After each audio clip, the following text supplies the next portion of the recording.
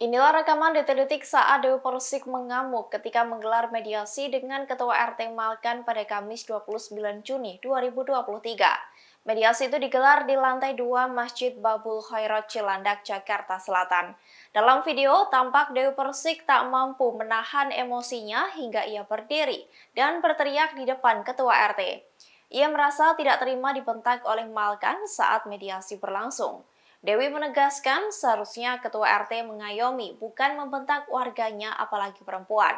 Teriakan Dewi Persik itu pun sampai terdengar jelas dari lantai pertama hingga membuat para warga mendengar pertengkaran itu. Warga pun turut menyoraki teriakan-teriakan dari Dewi Persik. Sementara itu, Dewi yang tampak naik pitam langsung ditenangkan oleh asisten-asistennya. Namun hal tersebut tak mampu meredam amarah dari pemilik yang gergaji itu. Ia terus marah dan berteriak di hadapan Malkan.